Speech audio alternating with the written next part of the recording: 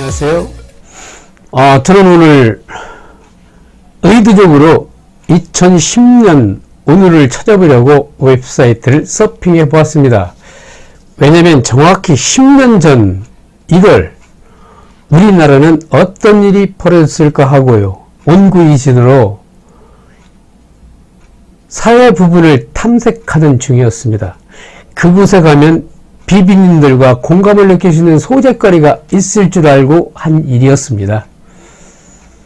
그런데요, 지금부터 10년 전 그해 2월은요, 가장 뉴스가 센세이션을 일으켰던 것은 이태석 신부님이 선종했던 기사였습니다. 그 당시 대통령은 이명박님이었고요. 헌데요, 이태석 신부님이 작사, 작곡한 노랫말이 가슴에 울림이 있네요. 제가 한번 해보겠습니다. 눈물을 흘리면서 죽게 물었네. 세상엔 지인들과 닫힌 감옥이 있어야만 하고 인간은 고통 속에서 번민해야 하느냐고 그랬더니 조용한 침묵 속에서 주님이 이렇게 말씀하셨지. 사랑, 사랑, 사랑. 오직 서로 사랑하라고. 난 영원히 기도하리라.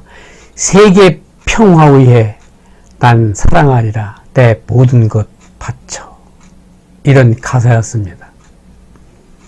다 아시는 것처럼 이태식 신부님은 참 너무나도 아깝죠.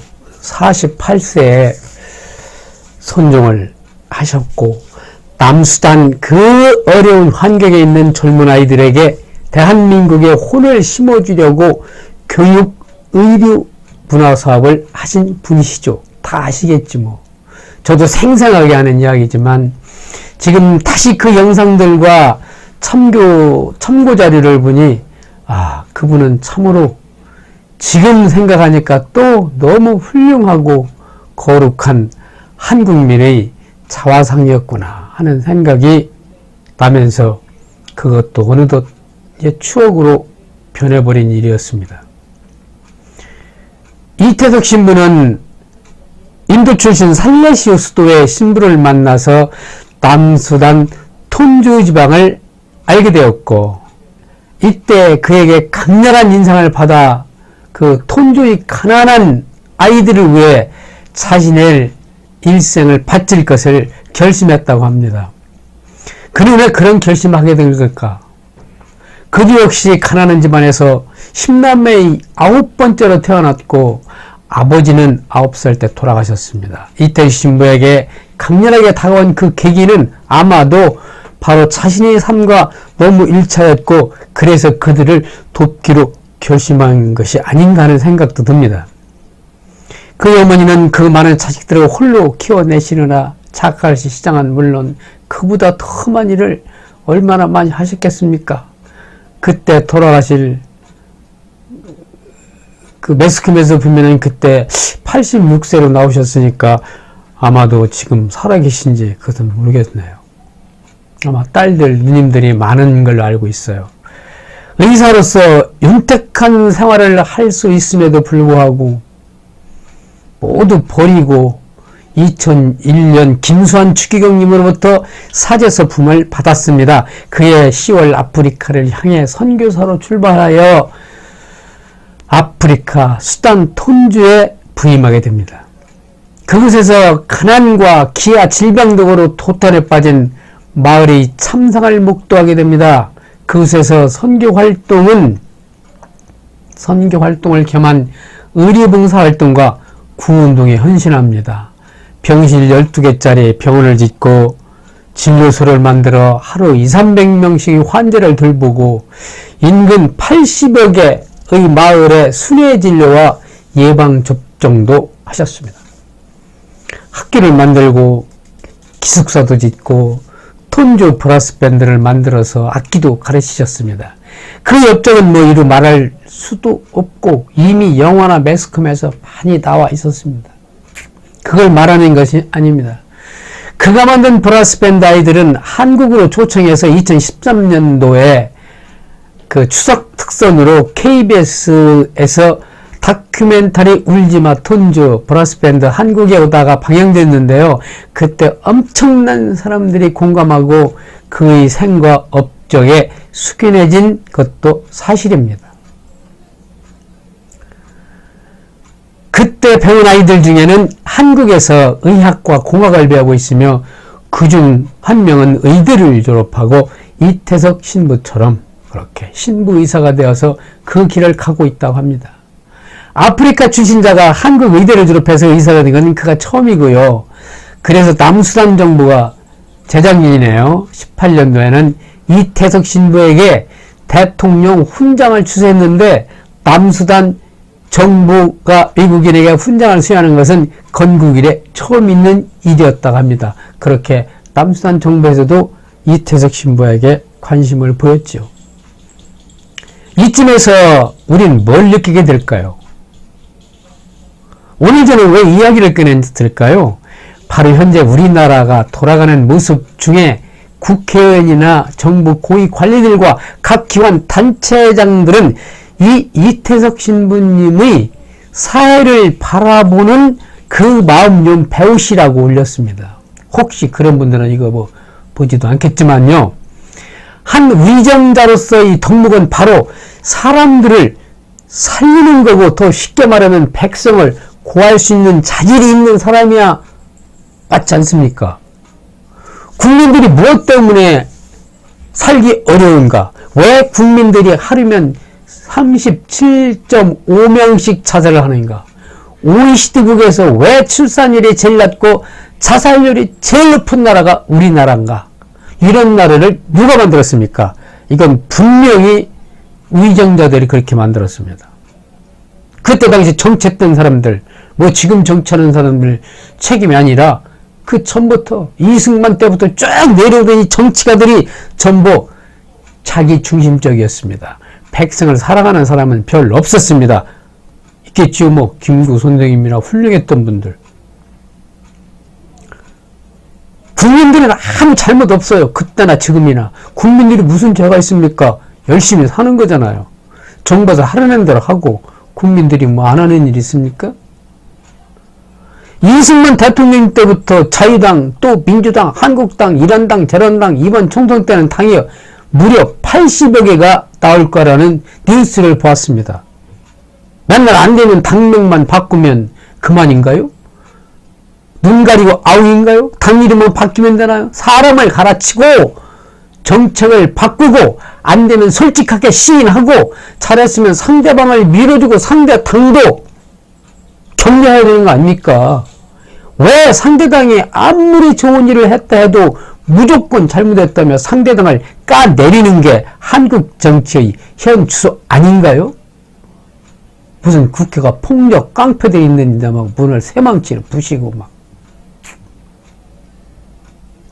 여야 의정자들은 반성해야 됩니다.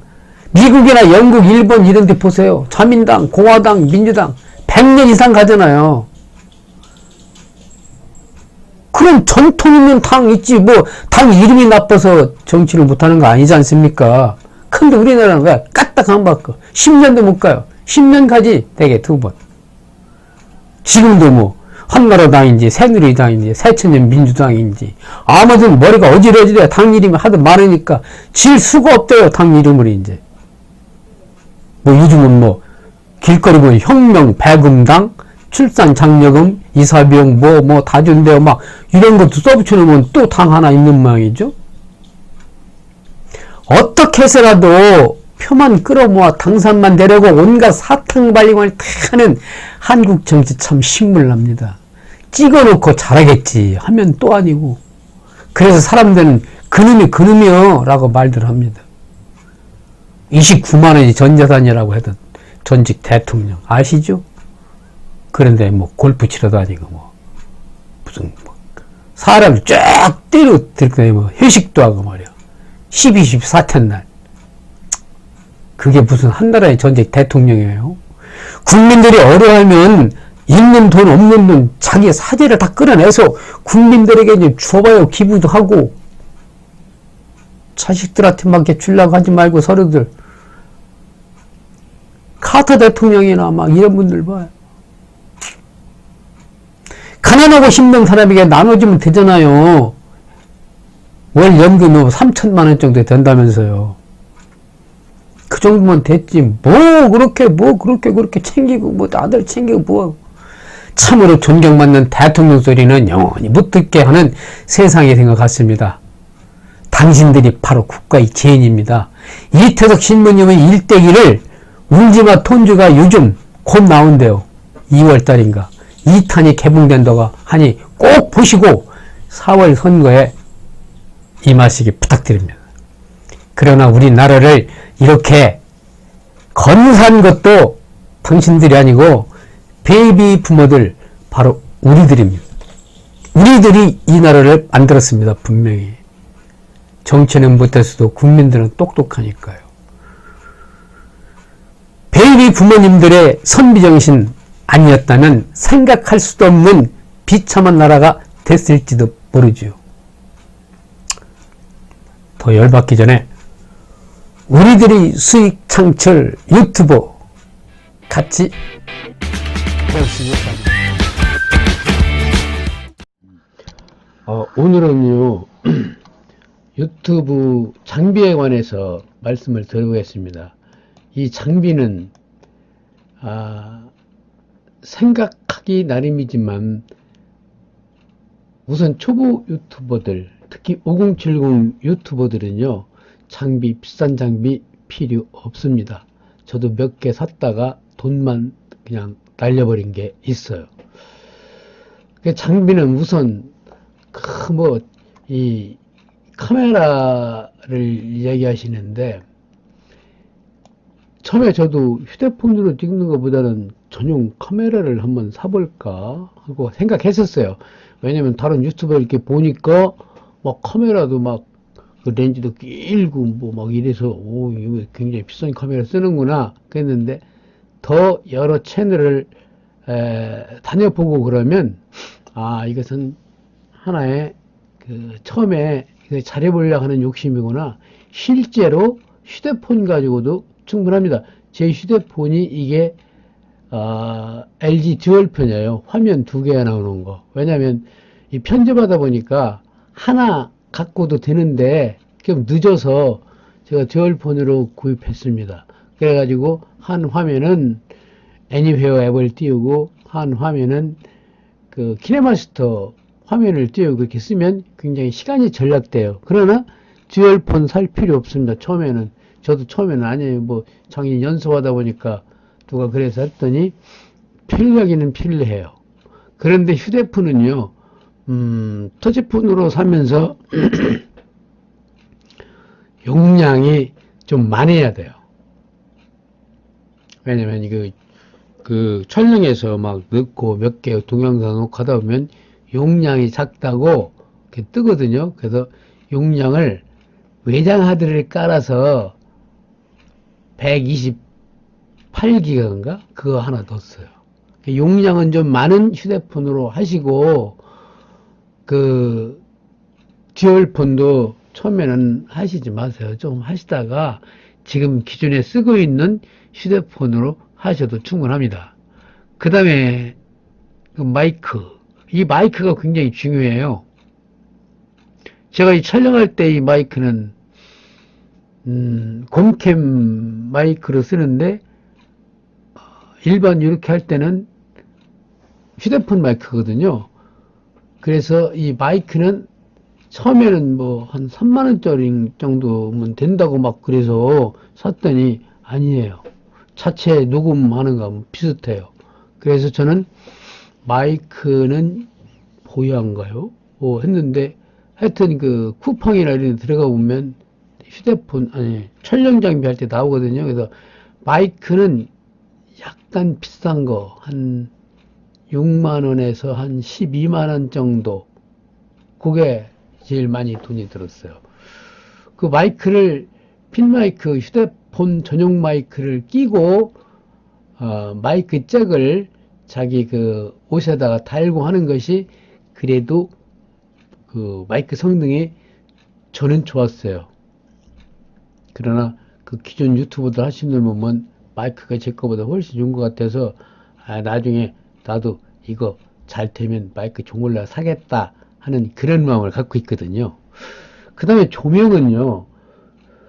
조명은 이게 조명 때문에 굉장히 신경을 썼는데 거기에서 그 홈쇼핑에서 조명 아니야 그 인터넷에 조명을 샀는데 말보다는 아무것도 아니 켜놓으니까 그래서 저는 별도로 조명사에 가가지고 LED 조명을 좀 묵직한 걸로 6만 원에 구입했습니다. 그랬더니 그 조명을 켜고 하니까 장비도 튼실하고 좋고 모양도 좋고 해서 그걸로 쓰는데 아직도 조명에 대해서는 저는 나중에 한번 더 말씀드려야 할 것 같아요. 조명은 뭐 이렇게 비추면 옆 그림자 생기고 위에도 비추면 안 생기고 앞에서 비추면 막 그랬고 얼굴이 막 어떻게 뭐 조명 때문에 막 쭈글거리게 나오기도 하고 제 얼굴은 그게 아닌데도 그래서 조명은 나중에 별도로 말씀을 드리겠어요. 그건 할 말이 너무 많아요. 그리고 소품들이요. 이 소품들은 이건 굉장히 소품이 많이 들어가요. 이게 아주 뭐 다이소 아주 좀 수십 번 간 것 같아요. 하다 보시면 개별적으로 뭐 휴대폰이 거치돼서부터 또 그 여러 가지 뭐 있어요. 하여튼 뭐 너무 잡다 해서 이것도 소품도 나중에 말씀드리겠어요. 시간이 넘어서 소품 한 가지만 말씀드릴 경우가 있겠고 조명도 그렇고요. 시간이 벌써 5분 15초네요. 그래서 유튜브 장비에 관해서는 이 정도 말씀을 올립니다. 감사합니다.